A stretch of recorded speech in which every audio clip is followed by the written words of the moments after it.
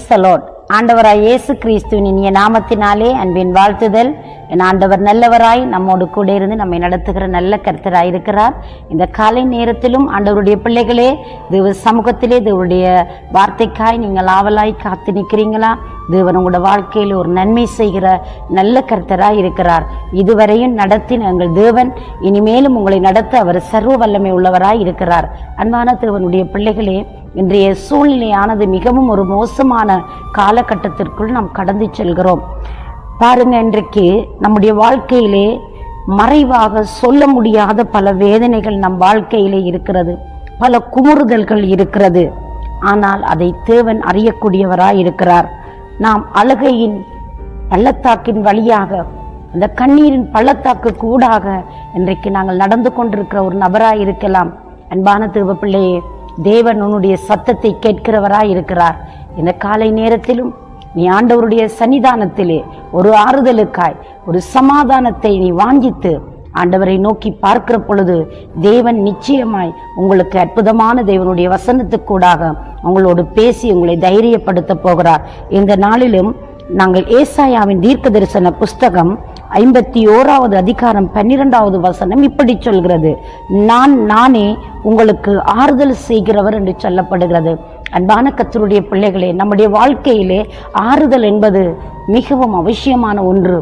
பலதரப்பட்ட சூழ்நிலைகளிலே நாங்கள் நெருக்கத்துக்குள்ளும் கடினமான வழிகளுக்குள்ளும் மறைவான கண்ணீர் துக்கங்களோடு கூட நாங்கள் சுமந்து கொண்டு பாரத்தை சுமந்து தவிப்பது போல இவ்வண்ணமான வேதனைகளை சுமந்து நாங்கள் கடந்து சென்று கொண்டிருக்கலாம்.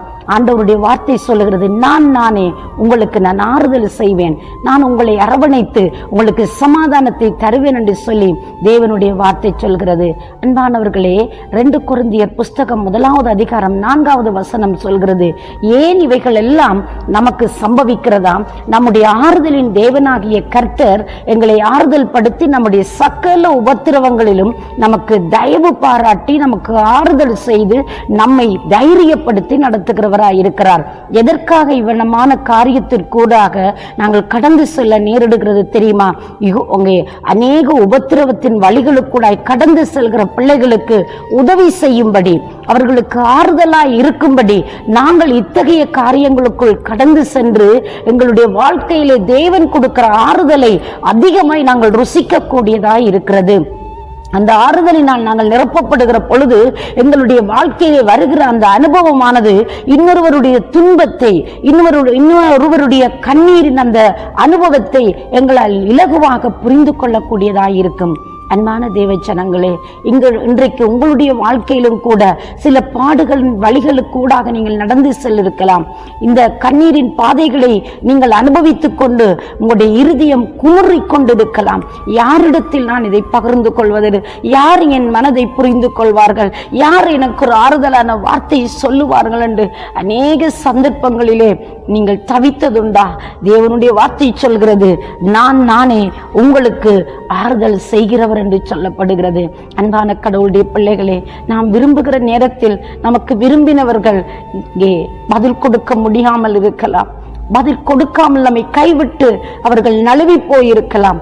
ஆனால் நமக்கு பதில் கொடுக்கக்கூடிய ஒரே ஒருவர் இந்த வானத்தையும் பூமியையும் படைத்து அண்ட சராசரங்களையும் ஆண்டு கொண்டு இருக்கிற நம்முடைய ராஜாதி ராஜனும் நம்முடைய கர்த்தாதி கர்த்தரும் பிந்தினவரும் முந்தினவரும் இருக்கிறவரும் அங்கே இனிமேலும் வரப்போகிறவரும் ஆகிய நம்முடைய தெய்வம், அல்பாவும் ஒமேகாவுமாயிருக்கிற தேவன் இந்த நாட்கள் உங்களுக்கு ஆறுதல் செய்வார். அன்பு பிள்ளைகளே, நீங்கள் பயப்பட வேண்டாம். உங்களுடைய கண்ணீரை குறித்து, உங்களுடைய மனதிலே உள்ளத்தில் ஏற்பட்டிருக்க அந்த காயங்களை குறித்து நீங்கள் பரிதவிக்க வேண்டாம், நீங்கள் மனம் பதற வேண்டாம். தேவன் உங்களுக்கு ஆறுதல் செய்கிறவராயிருக்கிறார். ஏன் தெரியுமா? அவர் சகல ஆறுதலின் தெய்வமாயிருக்கிறார். என் அன்பு பிள்ளைகளே, பக்தர்களுடைய வாழ்க்கையிலே அனுதினமும் நன்மையை செய்கிறவர் அவர் செய்து கொண்டே இருக்கிறார். இன்றைக்கும் அவர் செய்ய மகிமை உள்ள கடவுளாய் இருக்கிறார். பக்தன் தாவீது இவ்வண்ணமாய் சொல்லுகிறான், நான் மரண இருளின் பள்ளத்தாக்கில் நடந்தாலும் நான் பொல்லாப்புக்கு பயப்படேன். தேவரே, நீர் என்னோடு கூட இருக்கிறீர். தேவனே, நீர் என்னை ஆறுதல் படுத்துகிறவர். தேவனே, எனக்கு நீர் தயவு செய்கிறவர். தேவனே, எனக்கு உதவி செய்கிறவர்.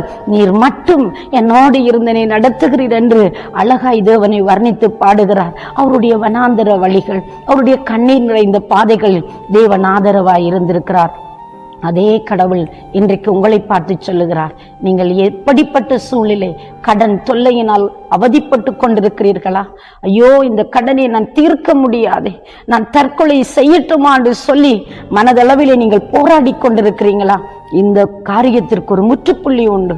உங்களுடைய நம்பிக்கை தேவன் பக்கமாய் திருப்புங்கள். கடவுளே, இது மரணம் ஒரு முடிவல்ல.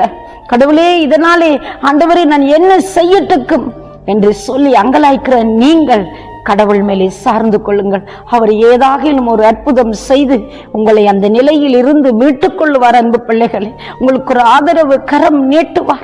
நம்பினவர்கள் எல்லாம் ஏமாற்றி விட்டார்களோ, நீங்கள் எதிர்பார்த்தவர்கள் எல்லாரும் உங்களை மறந்து போனார்களோ, நீங்கள் கண்ணீரின் வழிக்குள்ளாய் நடந்து மிகவும் கலங்கி கொண்டிருக்கிறீங்களோ, தேவன் உங்களுக்கு ஆறுதல் செய்வார். அவருடைய வசனம் அப்படித்தான் உங்களை தைரியப்படுத்துகிறது. இன்றைக்கு அநேகர் கடன் தொல்லையினால் தங்கள் உயிர்களை மாய்த்துக் கொள்கிறார்கள், தற்கொலை செய்கிறார்கள், தூக்குமாட்டிக் கொள்கிறார்கள், நெஞ்செருந்துகிறார்கள். பல முறைகளில் மரணத்தை அவர்கள் ஏற்றுக்கொள்கிறார்கள். அன்பு பிள்ளைகளே, நீ அப்படி செய்ய வேண்டாம். உனக்கு பதில் கொடுக்கிற ஒரு ஆறுதல் கொடுக்கிற ஆண்டவர் இருக்கிறார். அவரை அண்டிக் கொள்ளுங்கள், அவர் அண்டை ஓடி வாருங்கள். இந்த நாளிலும் தேவர் உங்களுக்கு உதவி செய்யட்டுக்கும். வியாதியின் கொடுகுறம் ஒருவேளை உங்களை பாதித்திருக்கலாம். இல்லாவிட்டால் உங்களுடைய வாழ்க்கையிலே அன்றாடம் நீங்கள் முகம் கொடுக்கிற சோதனை உங்களை ஒரு மரண வலிக்கு நேராய் தள்ளி கொண்டிருக்கலாம். நீங்கள் எதிர்பார்க்காதது உங்களோட வாழ்க்கையில நேரிட்டு மிக நீங்கள் சோர்ந்து போயிருக்கலாம். அந்த நிலையிலிருந்து எழுந்திருங்கள். ஆண்டவருக்காய் முன்னேறி செல்லுங்கள். ஆண்டவர், என் வாழ்க்கையில் ஒரு விடுதலை தாரும், எனக்கு ஒரு நன்மை செய்யும், எனக்கு ஒரு அற்புதம் செய்து என்னை கனம் பண்ணும் என்று சொல்லி அவருடைய பாதம் சரணடையுங்களேன். அவரிடத்தில் ஓடி வாருங்கள். உடைய பாரத்தை எல்லாம் அவரிடத்தில் வைத்து விடுங்கள். அதுதான் அவர் சொன்னார், வருத்தப்பட்டு பாரம் சுமப்பவர்களே, நீங்கள் எல்லாரும் என்னிடத்தில் வாருங்கள், நான் உங்களுக்கு இளைப்பாறுதல் தருவேன் என்று சொன்ன தேவன் உங்களுக்கு இளைப்பாறுதல் கொடுத்து உங்களை தைரியப்படுத்துவார். உங்களுக்கு நிச்சயமாய் ஒரு பதில் உண்டு.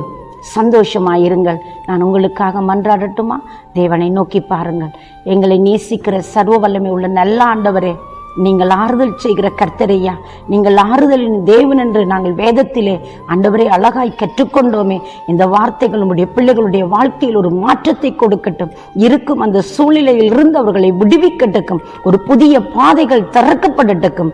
மக்களுக்கு ஒரு நன்மை செய்யும் தெய்வமே, உம்மை நோக்கி பார்க்கிற ஒவ்வொருவரும் அந்த நன்மையினால் அவர்கள் திருப்தி ஆவார்களாக. தெய்வம் ஆசீர்வதித்து ஞானம் பண்ணும், காத்துக்கொள்ளும். இயேசுவின் நாமத்தில் ஆசீர்வதித்து ஜெபிக்கிறேன் எங்கள் ஜீவன் உள்ள நல்ல பிதாவே. ஆமேன், ஆமேன். தேவன் தாமே உங்களை நிறைவாய் ஆசீர்வதிப்பாராக. God bless you.